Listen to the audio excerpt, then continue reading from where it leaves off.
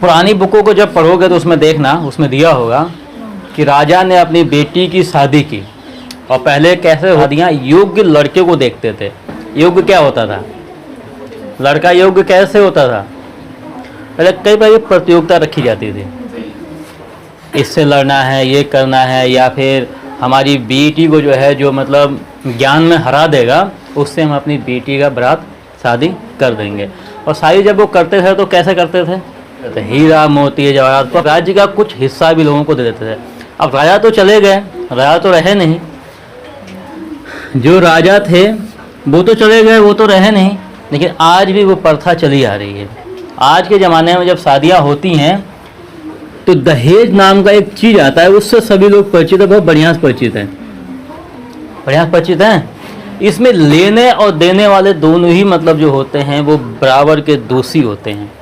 मांगने नहीं भी आते हैं ना, तो फिर भी देखो यहाँ पे एक कंडीशन खड़ी हो जाती है। मान लो यहाँ पे एक लड़का है, ठीक है, एक लड़का है, अच्छा खासा पढ़ा लिखा है, एक नौकरी में है, सरकारी नौकरी में है। सबसे पहले हम देखेंगे इसको, सरकारी नौकरी में है, तो लड़की वाले खुद इसकी बोली लगाते हैं, लगाते नहीं लगाते हैं, और नहीं लगाएंगे तो लड़का ये मिलेगा भी नहीं, ऐसा सिस्टम है। क्योंकि ये दहेज की जो बीमारी है वो इनके अंदर भी है। चाहे 1 लाख रुपये महीने इसकी सैलरी हो, जब तक इस बंदे को ससुराल से 10 लाख का दहेज ना मिल जाए तब तो इसका पेट नहीं भरने वाला है। पेट भर जाएगा। इसकी तुलना खेतों से कर सकते हो। इस चीज़ की जो तुलना है ना, किससे करोगे, खेतों से कर सकते। कैसे करोगे, किसी व्यक्ति की अगर 10 एकड़ ज़मीन है, 10 एकड़ ज़मीन है तो उसकी 10 एकड़ ज़मीन में फसल नहीं होगी जब तक कि वो मेड़ ना काट ले। जब तक कि वो मेड़ ना काट ले पड़ोसी का, तब तक उसका 10 एकड़ खेत में फसल नहीं होती है। एक कुछ लोगों की मानसिक बीमारियां होती हैं, ऐसी कुछ लोगों की एक मानसिक बीमारी होती है, उस बीमारी का नाम है दहेज। दहेज एक ऐसी बीमारी है, जैसे लड़के का जन्म हुआ और ऐसी दहेज नाम की बीमारी उनके घर में पकड़ लेगी तुरंत। ठीक है, लड़की हो गई तो मोक्ष प्राप्त नहीं होता है, लड़का हो गया तो अपने आप वो लड्डू बनना स्टार्ट हो जाता है, मशीन लग जाती है लड्डू बनने का। 1 महीने बाद भी जाओगे ना तुमको लड्डू खाने को मिलेगा। लड़की हो जाए कहेंगे तुम आए नहीं टाइम पे, हम तो बांट दिए थे। ये समस्याएं हैं। इसमें जो क्या है, ये भी एक दहेज जो है ना, एक मतलब एक बीमारी है। एक लोगों का है, लड़के का जन्म हुआ ना तुरंत उसके अंदर एक बीमारी घुस जाती है दहेज वाली। माँ बाप के अंदर, लड़के के अंदर, दोनों के अंदर बीमारियाँ घुस जाती हैं। अब इसमें देखो है क्या चीज़, इसमें मान लो किसी एक व्यक्ति ने अपने लड़की का शादी यहाँ पे तय करने के लिए गया, ये बोला कि भैया मैं 10 लाख रुपए तक का जो है कि नगद कैश दे दूंगा, बाकी सामान वामान अलग से दूंगा, ठीक है। तो तब तक जो है एक सेकंड व्यक्ति जो यहाँ पे खड़ा है, ये मौका ढूंढ रहा है कि मैं इसके यहाँ कब जाऊँगा। ये भाग के तुरंत इसके यहाँ पहुँचेगा, बोलेगा मैं तुम्हें 15 लाख रुपये दे रहा हूँ, ठीक है। इस दहेज को बढ़ाता कौन है, इस हिसाब से देखोगे ना, तो इस दहेज को अगर जो वास्तविक बात की जाए ना, तो इस दहेज को बढ़ाने वाले जो लोग हैं वो 99% लड़की वाले ही हैं, लड़के वाले नहीं हैं। लड़के वाले मांगते नहीं हैं, लड़कों वालों को तो मांगने के लिए मजबूर किया जाता है। अब मान लो मैं ही हूँ, मुझे अगर 10 लाख का कोई अगर दहेज दे देना, तो मेरे खानदान में जो लोग होंगे, जो मेहमान होंगे, वो कहेंगे जब उसको जो 10 लाख का दहेज मिला है तो हमें भी तो कम से कम 7-8 लाख का दहेज मिलना चाहिए। तो वो फिर वो अगर उनको नहीं मिलेगा तो वो मांगना भी स्टार्ट कर देंगे, वो लोगों से मांगेंगे भी कि अरे यार हमारे मेहमानी में एक हैं, उनके तो ये ऐसे ऐसे काम है, ये चीज़ करते हैं, तो उनको 10 लाख का मिला, हम थोड़ी ना कम उनसे हैं, हम तो हेल्थ में भी सही हैं, ये सही है, वो सही है, तो हमें कम से कम नहीं है, नहीं तो नहीं 10 तो हमें 5-6 तो मिलना ही चाहिए, ठीक है। जो बीच का बिचौलिया होता है उससे पहले ही बोलेंगे कि यार थोड़ा देखना दान दहेज देने में थोड़ा सही हो। प्रॉब्लम पता है ये कहाँ से स्टार्ट हो गई, ये प्रॉब्लम यहाँ से स्टार्ट होगी। किसी को 10 लाख का दिया गया ना, तो उसके रिश्तेदार, उसके मेहमान, उसके दोस्त, उसके मित्र, उसके मिलने वाले, उसके गांव के लोग ना ऑटोमेटिक सोचते हैं जब उसको मिला है तो हमें भी मिलना चाहिए। ये बीमारी है या नहीं है, वास्तविक बीमारी है। जब तुम किसी शादी में जब जाते हो, तुम्हारे मम्मी पापा जब गए होते हैं, जब शादियों में जब वहाँ से आते हैं, तो ये बात कहते हैं कि नहीं कहते हैं कि अरे उसको इतना मिला है, उसको इतना मिला है, तू भी पढ़ ले तुझको ही मिलेगा, तू भी पढ़ ले तुझको ही मिलेगा। ये नहीं कहते हैं बेटा पढ़ लो लिख लो तुम्हें अच्छी नौकरी मिल जाएगी, वो बात तो नहीं कहेंगे, पर ये बात जो कहेंगे तू भी पढ़ ले तुझको भी दहेज मिलेगा, ठीक है। दूसरी बात क्या है, मान लो एक तो यहाँ एक बात आ जाती है कि हमें मिला तो हमारे रिश्तेदारों को भी चाहिए, हमारे दोस्तों को भी चाहिए, हमारे गांव के लोगों को भी चाहिए, ठीक है। अब यहाँ पे एक चीज़ आती है, हमारे मान लो कि हमारे मामा की लड़की है, उसको जो है कि मामा ने दहेज दिया। क्या दिया? दहेज बड़ा अच्छा दिया।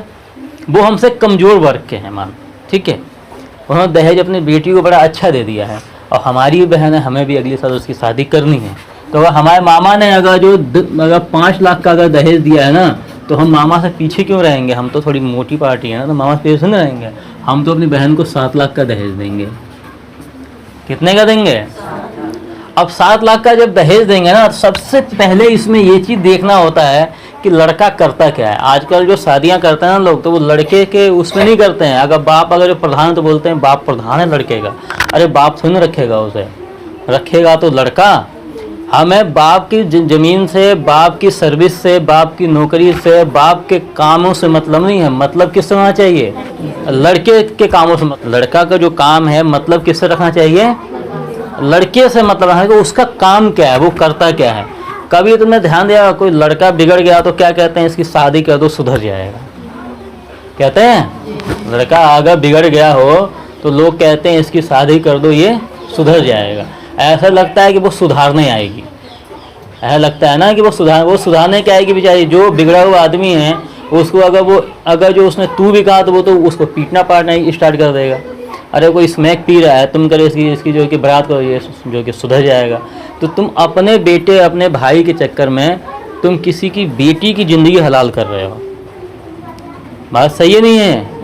किसी कोई शराबी है सड़क पे जो है कि गिर रहा है, इसमें किया है वो सड़क पे गिर रहा है, चोर है वो चोरी कर रहा है दिन रात, और तुम्हारे मेहमानी में तुम लोग ये कह रहे हो कि यार इसकी शादी करो तो सुधर जाएगा। सुधर कहाँ जाएगा भाई? उसके ऊपर डबल दबाव होगा तो वो सुधरेगा तो ना, वो तो फिर और डबल चोरियाँ करना स्टार्ट कर देगा वो। तो ये सोच लो कि ऐसे कोई व्यक्ति होते हैं ना, तो यहाँ पे क्या होता है कि वो सुधरते नहीं हैं, बल्कि उस लड़के के साथ साथ में उस लड़की की भी ज़िंदगी ख़राब करते हैं जिसको अपने घर में लेके आते हैं। अरे तुम सुधार नहीं पाए तो वो आके थोड़ी ना सुधार देगी उसे। ये चीज़ें हैं इसमें। अब इसमें एक चीज़ मान लो, यहाँ पे तो हमने क्या किया कि लड़का जो हम देखने गए तो हम जो है कि 10 लाख रुपए दे रहे हैं, तो कोई 15 लाख रुपए लेते आ रहे हैं, ठीक है। हमारे मामा ने शादी किया अपनी बच्ची का, तो उसको दिया 5 लाख का। तो हम भले चाहे उनसे गरीब हैं या थोड़े हम ज़्यादा हैं, तो हम उनसे दब के थोड़ी रहेंगे। वो कहेंगे अरे वो हमारी मजाक बनाएंगे, हम तो अब 7 लाख का देंगे। तो यहाँ चढ़ बढ़ के दहेज लेना और देना ये लोग खुद करते हैं। अब यहाँ पे एक कंडीशन आती है, कोई लड़की अगर मान लो 18 साल की है, 18 साल के बाद उसकी शादी की जाती है, और जिस परिवार में वो गई, जिस परिवार में गई और 18 साल जिस परिवार में थी, वहाँ का उसने संस्कार सीखा है, वहाँ का उसने नमक सीखा, वहाँ का उसने सब्जी सीखा, वहाँ का उसने उठना सीखा, वहाँ का उसने बैठना सीखा है। 18 साल एक लंबा अरसा होता है, 18 दिन की बात नहीं है। 18 दिन में तुम कहीं रहोगे ना तो वहाँ की संस्कृति को सीख जाओगे या नहीं सीख जाओगे। तो ये लड़की अगर 18 साल के बाद जब किसी के घर में जाती है, तो जिसके घर में जाती है उसका भी दायित्व ये है कि इस लड़की को अपने संस्कृति में ढाल ले, और लड़की का भी दायित्व ये है कि वो अपने ससुराल की संस्कृति में ढल जाए, तभी इनकी भलाई है। लड़ाइयाँ अक्सर क्यों होती हैं? लड़ाइयाँ किसी के परिवार में होता है तो उस परिवार के होने का मेन रीज़न क्या होता है? लड़की 18 साल अपने मैके में ये तो अपने यहाँ का चलाती है रीति। इसको जब तुम कुछ कहोगे कहेगी हमारे यहाँ ऐसा ही होता था। इसको पता ही नहीं है कि इसका घर कौन सा है, ये कहती हमारे घर ऐसा ही होता था। ऐसे नहीं होता था वो तुम्हारे मैके में होता था। अब तुम ससुराल में हो, तुम्हें यहाँ का सीखना चाहिए कि हाँ हमारे यहाँ ऐसे होता है, होता था नहीं होता है वाली जब बात रखोगे तब तुम्हारे यहाँ हो सकता है कि आपसे संबंध, पारिवारिक संबंध है वो ठीक चले, ठीक है। दूसरी बात क्या है, यहाँ पे जिस लड़के से इसकी शादी हो रही है, इनको चाहिए कि इसको अपने, अगर इस लड़की को इन लड़कों वालों के परिवार में अगर ढालना है तो इस लड़की को थोड़ा ये टाइम दें। ऐसा नहीं कि आज ही आई और आज ही इसको ढालना स्टार्ट कर दें। कुछ टाइम देना चाहिए या नहीं देना चाहिए। अब इनकी क्या होती है, ना ये ढलने को तैयार है और ना ये ढाल पाने के मूड में है, ठीक। अब इनकी होती है लड़ाइयाँ किसको होती हैं? काम को लेके। अब लड़का पक्ष क्या करता है, लड़की क्या फ़ोन करता है, कहता है भैया तुम्हारी बेटी जो है वो बहुत परेशान कर रही है, ऐसा है वैसा है, ये है वो है। तो वो कान में उनकी खुजली नहीं होगी, वो सुनेंगे ही नहीं, उस बात को वो ध्यान नहीं देंगे कि हाँ वास्तव में हमारी बेटी ने गलती किया होगा। वो तब तक नहीं सुनेंगे जब तक कि उस परिवार में हाथापाई ना हो जाए। और जब हाथापाई जब हो जाएगा तो जब वो चलेंगे तो अपने रिश्तेदारों को लेके चलेंगे उधर से, यानी उसके यहाँ तो मार हो गई है, अब हमें चलना चाहिए, ठीक है। और जब आते हैं तो प्लान करते हैं कि अब एक काम करें। तो जब ये लड़के वाले जब इनके मैके में फ़ोन करेंगे तो लोग उस समय सुनेंगे ही नहीं, उस समय ध्यान नहीं देंगे कि आखिर ये क्यों फ़ोन कर रहे हैं, क्या कर रहे हैं। चलो समय रहते हम जाके स्थिति को संभाल लें, उनसे बातचीत अपना कर लें। बेटी को भी समझाएं, दामाद को भी समझाएं और दामाद के माँ बाप को भी समझाएं, समझा के इनका जो है कि सॉर्ट आउट कर दें, बाकी सब कुछ देखा जाए। पर ये इंतज़ार करते हैं कि लड़के की तरफ से बेटी की तरफ हाथापाई कब होगा, ठीक है। और जाहिर सी बात है, ऐसा कोई भी पति पत्नी का संबंध नहीं होता है जैसे अनबन नहीं होता है, अनबन जरूर होता है, चाहे वो आज हो या कल हो, अनबन तो होना ही होना है, ठीक। अब इसमें क्या है, ये तो मौका ढूंढ रहे हैं इनके मैके वाले, अरे हमारी बेटी को दुख दे रहे हैं, ये कर रहे हैं, वो कर रहे हैं, ये तकलीफ़ हैं, वो तकलीफ़ हैं। लड़के गुस्सा है, लड़के ने इसको 1-2 हाथ मार दिया। लड़के ने जब 1-2 हाथ मार दिया, लड़के ने रो रो के फ़ोन किया, ऐसा लगा कि लट से मार दिया, उसका प्राण पखेरु उड़ने वाला है। अब उसने क्या किया कि अब मैके में जब फ़ोन किया तो उस लड़की के फ़ोन का जो असर उनके ऊपर ज़्यादा पड़ गया। वहाँ से भागते हुए चले अपने रिश्तेदारों को लिए, अपने गांव के लोगों को लिए, और पहुँच जाएंगे बेटी के घर। वहाँ जाके हंगामा काटेंगे, आसपास में बैठ के कहेंगे कि काम को सुधर जाएंगे, उनको सुधारना है, महिला आयोग में शिकायत कर दो या फिर दहेज प्रथा के इनके ऊपर केस ठोंक दो, ठीक। कुछ चीज़ें तो ये वास्तविकता जो है, ये वास्तविकता जो दहेज प्रथा जो लोग जो केस करते हैं ना, वास्तविक हम आपको बता रहे हैं 90% लोग फर्जी केस करते हैं। 90% जो केस होता है ना वो फर्जी केस होता है, 10% जो केस है वो वास्तविक केस है। 90% केस जो है ना वो फर्जी केस है। अब लड़की इतनी मूर्ख होती है, अपने माँ बाप के उसमें आ जाती है कि हाँ भाई हाँ मम्मी पापा हमारा सही कह रहे हैं, सुधर जाएंगे, हो जाएगा। वो कहते हैं कि हम इतना कर रहे हैं एकदम ये सुधर जाएंगे। और एक चीज़ है, जैसे हम लोग गलत रास्ते पे जब कदम रखते हैं ना, तो गलत रास्ते पे जब कदम रखते हैं तो गलत लोग बहुत मिल जाते हैं। किसी का भी सॉर्ट आउट करवाने वाले लोग नहीं मिलते हैं, बल्कि इनको तोड़ने वाले ही लोग मिलते हैं। और उसके बाद सीधे कहाँ पहुँच जाते हैं, अब भाई दहेज प्रथा केस कोई गाँव में तो होगा नहीं, कहाँ होता है, कोर्ट कचहरी का चक्कर लगाना पड़ता है। और जैसे सुबह सुबह उठ के हम लोग ना पूजा करते हैं, हम लोग भी पूजा करते हैं सुबह उठ के कि हे भगवान हमारा काम बड़ा बढ़िया चले, बड़ा अच्छा चले, हमारा काम बहुत अच्छा हो, ये हो वो हो। ऐसे कोर्ट में बैठे हुए जो वकील साहब होते हैं ना, काला कुर्ता पहने हुए, वो भी सुबह धूप बत्ती लगा के बैठ जाते हैं। अरे कोई तो केस आया मेरे पास में, कोई केस मेरा पढ़े। जैसे ये पहुँचते हैं लेके, बोलते हैं यार थोड़ा दामाद ना ऐसा ही है यार, थोड़ा बड़ा परेशान कर रहा है, ये कर रहा है, वो कर रहा है। कहते हैं अरे तो क्यों पीछे हट रहे हो, दहेज प्रथा केस सुधर जाएगा एकदम। वो तो चिल्ला के बोलेगा कि मैं लेके जाऊंगा, ऐसे ये करूंगा, वो करूंगा, ऐसा करूंगा, वैसा करूंगा। अब ये क्या करते हैं बेचारे, यहाँ पे इनसे क्या करते हैं, एक केस फाइल करवा देते हैं। कहते हैं केस फाइल कर दो, तुम्हारा सब कुछ हो जाएगा। लड़के से कहते हैं तू विदाई का नोटिस भेज दे। क्या भेज दे, विदाई का नोटिस भेज दे। लड़का विदाई का नोटिस भेजता है और लड़की वाले क्या करते हैं इधर से, या लड़का वाला ही, लड़के वाले खुद ही कर देते हैं। कभी कभी ऐसी भी गलतियां होती हैं कि लड़के वाले जब वो वकीलों के पास जब थक जाते हैं, हार जाते हैं, लड़की के मैके में फ़ोन करके थक जाते हैं कि यार हमारा जो है कि तुम्हारी बेटी जो है कि घर में लड़ाइयाँ कर रही है, ठीक से नहीं रही है, ये नहीं है, वो नहीं, कई बातें करके जब थक जाते हैं और जब उसको मैके वाले लेके जब अपने मैके जब चले जाते हैं, जब उसके मैके ले जाते हैं, लड़के वाले भागते भागते ही मिल जाते हैं जाके वकील से। वकील से कहते हैं कि भैया ऐसा ऐसा हुआ, ये चीज़। वकील कहता है विदाई नोटिस भेज दो, तुम पक्के सबूत में रहोगे एकदम। अब देखना, आग में घी डालने का काम यहीं पर जाता है। तुम विदाई का क्या करो, नोटिस भेज दो, और वो जो है नोटिस लगा वो चली जाएगी। अब जैसे लड़की वालों का नोटिस गया, वो बेचारे और आग बबूला हो गए, बोले हमारा पक्ष तो और मजबूत। वो भागते फिर अपने वकील के, वकील का तुम पागल आदमी हो, तुमको दहेज प्रथा का पहले केस करना चाहिए था। पहले दोनों पक्षों में था कि हम सॉर्ट आउट कर लेंगे, बैठ के अपना क्या करेंगे, निपटा लेंगे। इधर से विदाई का नोटिस गया, उधर से उन्होंने वकील के यहाँ जब भागे, दोनों ने क्या किया, अपने अपने वकील को हायर किया। वकील लोग, अब वकील लोग क्या करते हैं, वकील कहते हैं कि यार लड़के का वकील लड़की के ऊपर टिप्पणी करता है और लड़की का वकील लड़के के ऊपर टिप्पणी करता है। अब लड़की को सिखाता है काले के साथ रहेगी, हाँ देख वो ऐसा है, वो ऐसा है, ये है, वो है, एक काम कर इससे तू तलाक ले ले। क्या करना है, तलाक ले ले, और 125 के अंतर्गत तुझे भरण पोषण का जो है खर्चा भी देगा। 125 अंदर क्या करेगा, भर पकड़ कर तुझे खर्चा भी देगा। लड़के को कहते हैं अरे बेवकूफ़ है तू उसे तलाक दे दे, वो ऐसी है वैसी है, ये है वो है, तुझे केस में फंसा दिया, क्या पता आगे तेरे साथ रहेगी कि नहीं रहेगी, क्या होगा क्या नहीं होगा। जब दोनों को पढ़ाते हैं ना तो अब इनके मन से ये चीज़ निकल जाता है कि यार हम वास्तव में कभी पति पत्नी भी रहे हुए हैं। क्या रहे हुए हैं, कभी हम पति और पत्नी भी रहे हुए। इनके मन से ये चीज़ हम आउट हो जाता है, हम ख़त्म हो जाती कहानियाँ। और फिर ये एक जो होता है ना दोनों फिर तलाक के रास्ते पे चलना स्टार्ट कर देते हैं। ठीक, और यहाँ पे वकील साहब भी बोल के इनसे जो है सभी क्या बोलते हैं दहेज पर था, तो मेंटेनेंस का खर्चा, तो ये तो वो, इनसे कह के क्या करते हैं लगवा देते हैं। तो ये सब चीज़ें देखो, इसमें जो दहेज की जो बातें जो चलती हैं, मैं बताया 90% जो केस हैं इसमें फर्जी हैं, 10% तुम्हारे केस जो होते हैं वो ओरिजिनल केस होते हैं, 10% सिर्फ केस होते हैं। और एक चीज़ का हमेशा ध्यान रखना, लड़ाइयों की शुरुआत यहीं से ही होती है। जो दहेज का जो बात होती है ना वहीं से होती है। और यही बात सही है, ये बात गलत नहीं है। जो सास और ननद जो होती है ना वो कहीं ना कहीं ये बात को रखती हैं। अरे उसकी बहू आई तो वो फ्रिज लेके आई, उसकी बहू आई तो कूलर लेके आई, तो उसकी बहू आई तो वो तो क्या बोलते हैं वो लेके आई गाड़ी लेके आई, उसकी बहू आई तो वो तो कार लेके आई। तो जो बहू होती है ना घर में वो सोचती है कि मुझे वो कह रही हैं, मतलब वो सोचती है कि मुझे कह रही हैं। और सास भी सोचती है कि भाई वास्तव में हमारे बेटे को तो कुछ मिला ही नहीं है। ऐसा होते नहीं होते हैं, सास कहती नहीं कहती है कह रहे इतनी सुंदर बहू आई है ना कुछ कहने को नहीं, और साथ में दहेज बहुत लेके आई है। ऐसे हैं या नहीं है?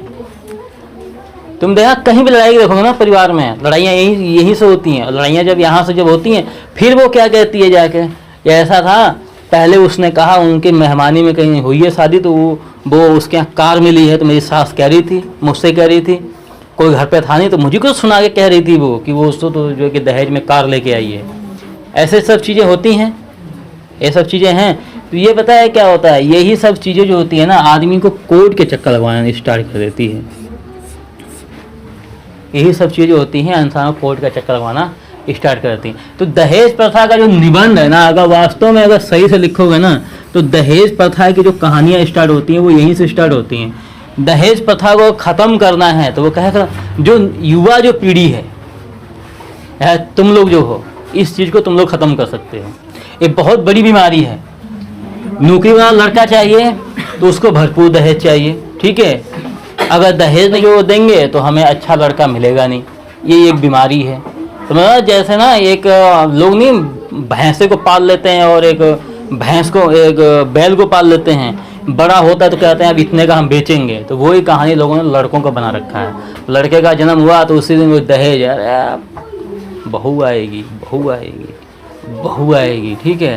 और जैसे थोड़ा थोड़ा बड़ा होता है, जब वो शादियों में जब वो जाते हैं, जब देखते हैं कि यार उसको ये मिला उसको, अब उनके अंदर आ जाता है कि यार हमको ही मिलेगा हमको ही मिलेगा हमको। जब नहीं मिलता है तो फिर वो मांगना स्टार्ट कर देते हैं। ऐसे हैं। इस चीज़ को युवा पीढ़ी ख़त्म कर सकती है। युवा पीढ़ी कैसे इसको ख़त्म करेगी? प्रिंस तुम बताओ, युवा पीढ़ी कैसे ख़त्म करेगी? खड़े जल्दी लो, टाइम नहीं है। हाँ नहीं लोगे, सही बात है, एकदम डन। हाँ गाड़ी लेके जाओगे, लेके आ जाओगे। हाँ सही बात है। बड़ा दिल पे पत्थर रख के बोला होगा, हम सोचा होगा कि बोल दे रहा हूँ तो कहानी खराब हो जाएगी। हाँ किसको दोगे? क्यों दोगे? ना दोगे ना लोगे। युवा पीढ़ी के अंदर ये तो सोच है, देंगे तो लेंगे। युवा पीढ़ी के अंदर ना यही सोच है थोड़ी। मेरी भी एक बहन है, ना हम देंगे और ना हम लेंगे, सीधे सीधे, ठीक है।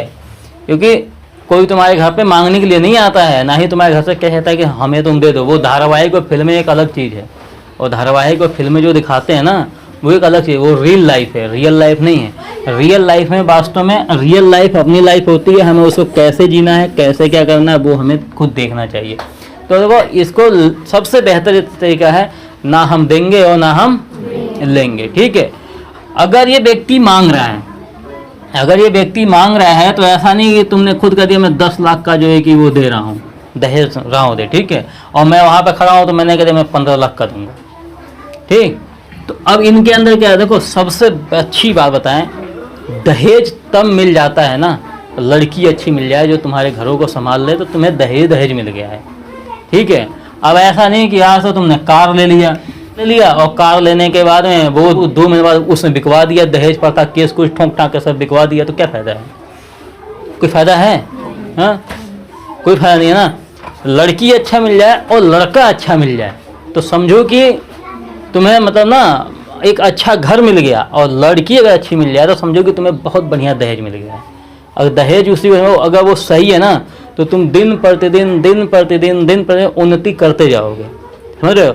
अब ऐसा नहीं है कि आज में 10 लाख रुपए कैश ले लिया, एक गाड़ी ले लिया, उसके बाद में माँ सोफा सेट ले लिया, और बेड ले लिया, बेड के इस तरफ तुम, बेड के उस तरफ वो, उधर चप्पल मारी, उधर तुम सैंडल फेंक रहे हो और वहाँ पर लड़ाई हो रही है, तो उस भी दहेज से क्या फायदा है? कोई फायदा है अर्चना?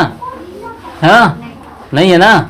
तो लड़का सही होना चाहिए और लड़की सही होना चाहिए, वो ही दहेज है और वो ही घर है।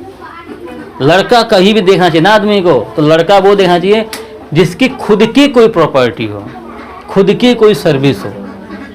खुद की प्रॉपर्टी, खुद की सर्विस है तो सही है, तो प्रॉपर्टी ने सर्विस सही है, आदत का सही है तो बढ़िया है, ठीक है। ये नहीं कि कह रहे हैं कि 15 एकड़ जमीन है, वो जमीन तो उसके बाप के नाम पे है, लड़के के नाम पे थोड़ी ना है। लड़का जो है कल को अगर गलत करेगा तो बाप उस संपत्ति से भगा देगा उठा के, या नहीं भगा देगा? किस टाइप का चाहिए दहेज? कैसा होना चाहिए? लड़की सही मिल गई तो तुम्हें समझो कि दुनिया का सभी दहेज मिल गया, दुनिया की सभी खुशियां तुमको मिल गई, ठीक है। लड़का अगर अच्छा मिल गया तो समझो कि तुम्हें दुनिया का सबसे बेस्ट महल, सबसे बेस्ट राजा क्या तुम्हारी शादी हो गई, ठीक है। लड़का सही मिल गया तो दुनिया के सबसे अच्छे राजा क्या तुम्हारी शादी हो गई, और लड़की सही मिल गई तो तुम्हें दुनिया का सबसे ज्यादा दहेज मिल गया है, ठीक है। क्या मिल गया? सबसे बढ़िया दहेज मिल गया। और इनके चक्कर में कभी नहीं पड़ना चाहिए, इसके चक्कर में पड़ गया ना, थोड़ी सी मन मुटाव है, तुम पड़ गए, तुम सोच रहे हो कि हम जाकर सुधार कर लेंगे, ये कर लेंगे, यहाँ सुधार नहीं होगा बेटा, यहाँ तो यही होगा। इसको कहते हैं तलाक। क्या कहते हैं? क्योंकि ये कभी नहीं चाहेंगे, इनके वकील कभी नहीं चाहेंगे कि हमारे पास से केस जाए, ये लंबी प्रक्रिया लंबी खींचेगी, इनका कुछ सिखाएगा, इनका कुछ सिखाएगा, ठीक है। और ये है हमारा कोर्ट। जब हम यहाँ पहुँचेंगे तो यहाँ जब दोनों एक दूसरे की बातों कहेंगे तो एक दूसरे की बातों को कहने से पता है क्या होता है? गुस्सा कम नहीं होता, गुस्सा और बढ़ता है कि जब वो मेरी इज्जत नहीं रखी तो मैं उसको क्या रखूँगा।